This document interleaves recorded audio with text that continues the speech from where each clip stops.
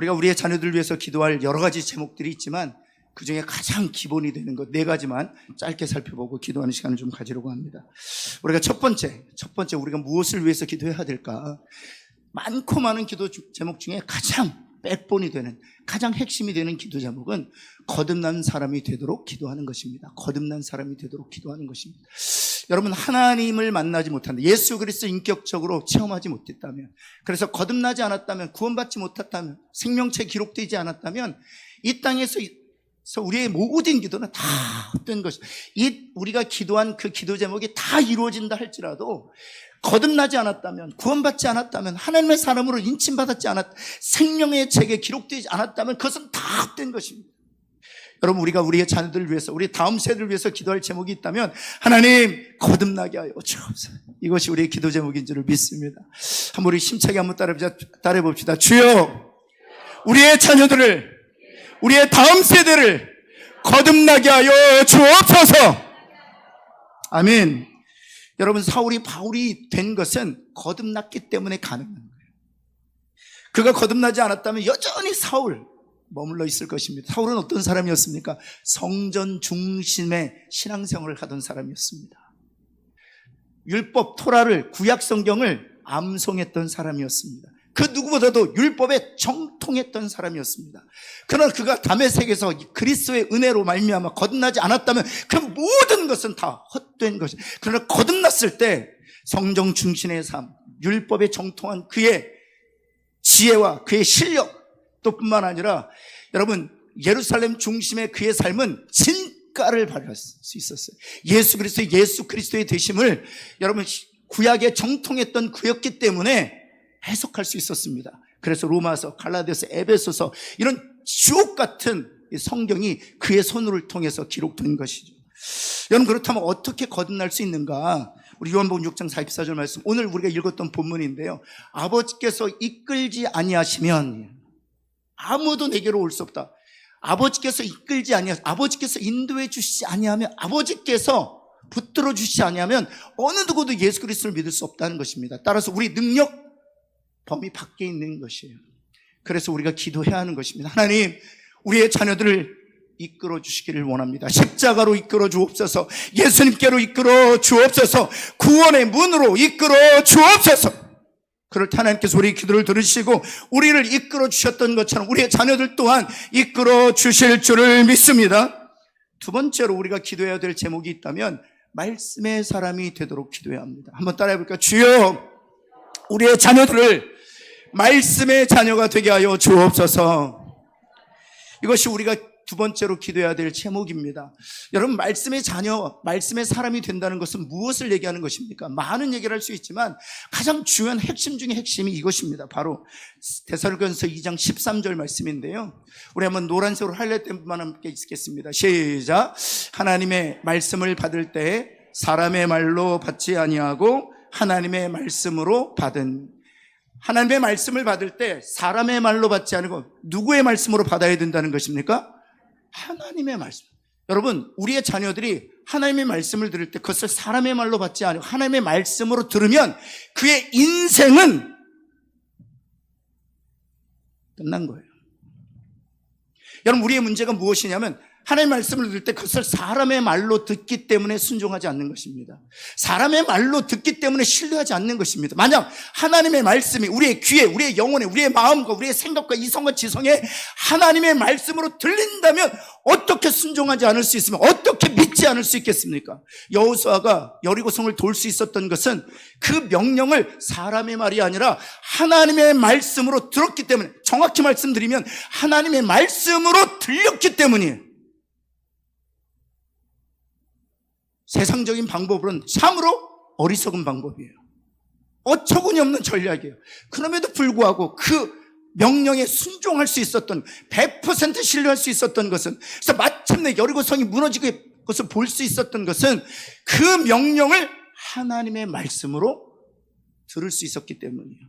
여러분, 베드로가 깊은 곳에 그물을 던지란 주님의 말씀을 사람의 말로 듣지 아니하고 하나님의 말씀으로 들었기 때문에 만선의 축복을 얻을 수 있었고, 그 만선의 축복을 통하여 예수님의 하나님 되심을 눈으로 목격하게 되는 거예요. 우리가 기도할 때 하나님, 나의 자녀가 하나님 말씀을 들을 때 하나님, 사람의 말이 아니라 하나님의 말씀으로 듣게 하여 주옵소서. 기도하는 저와 여러분 되기를 예수 그리스도는 축원합니다. 세 번째 우리가 기도해야 될 제목이 무엇입니까? 기도의 사람이 되게 하는 것입니다. 한번 따라해봐. 주여, 나의 자녀가 기도의 사람이 되게 하여 주옵소서. 이것이 세 번째 우리가 기도해야 될 중요한 기도 제목입니다. 여러분, 하나님께 쓰임받았던 사람들은 다 기도하는 사람들이었습니다. 여러분, 구약에 한 명, 신약에 한 명을 뽑는다면 구약은 다윗을 얘기할 수 있을 것이고, 여러분, 신약은 바울을 얘기할 수 있을 것입니다.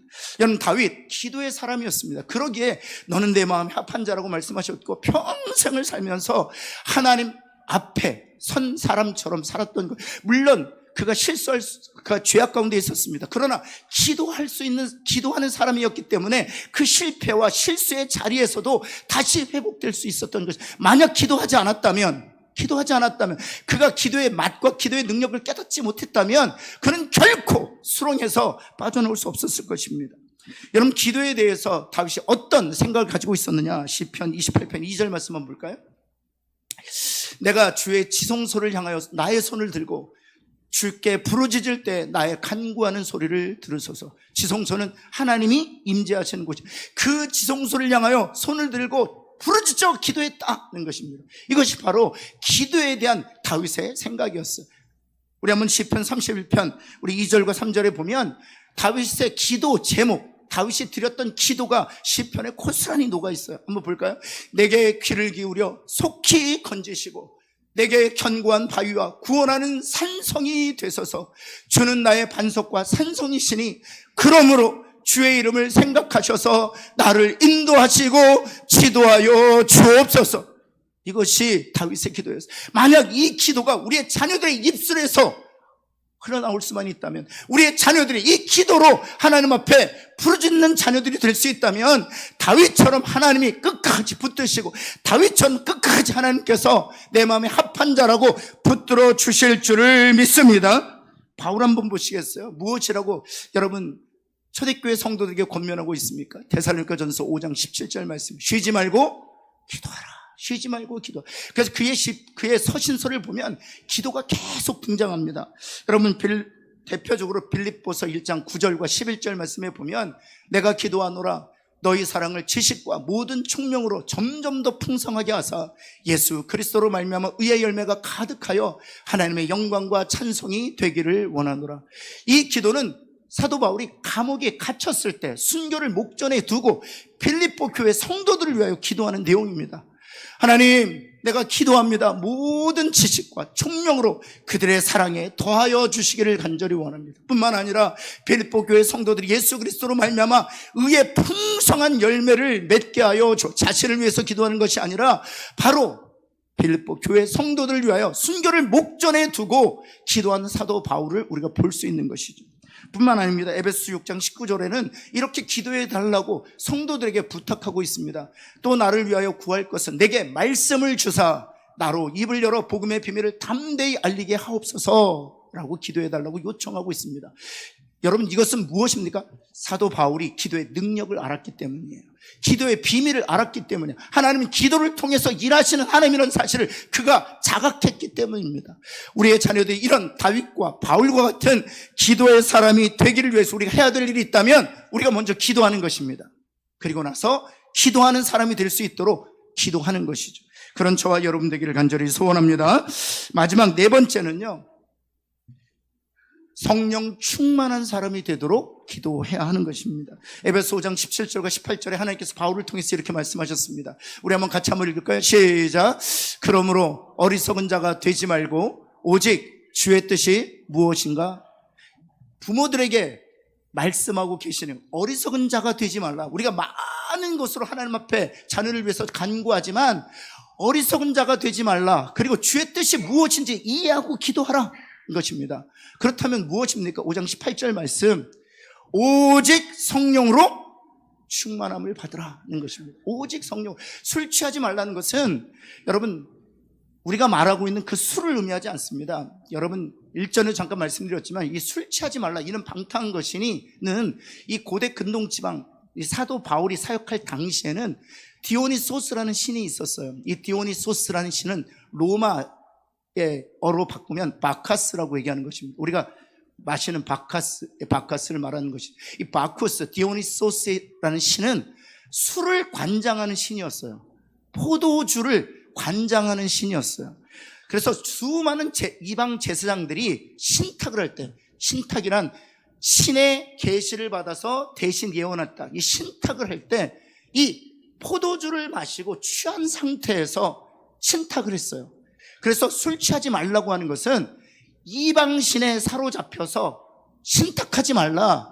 다른 신을 섬기지 말고 오직 여호와 하나님만을 섬기라. 그러기 위해서는 무엇으로 충만해야 된다? 성령의 충만. 지금의 디오니소스와 바쿠스 신은요, 술만을 의미하지 않습니다. 여러분, 인터넷에 여러분 지금 딥페이크로 인해서 지금 난리가 났습니다. 지금 왜 그런 것입니까? 이 딥페이크로 인해서 성착취를 하게 된, 그리고 그 영상을 만들게 된 아이들이 놀랍게도 중학생들이라는 거예요. 고등학생이라는 거예요. 이게 말이 되지 않는 지금 세상을 살고 있어요.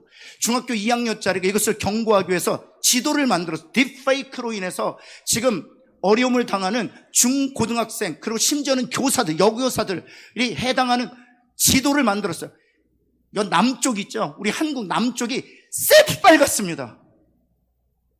그것으로 인해서 피해를 보지 않는 학교가 없어요.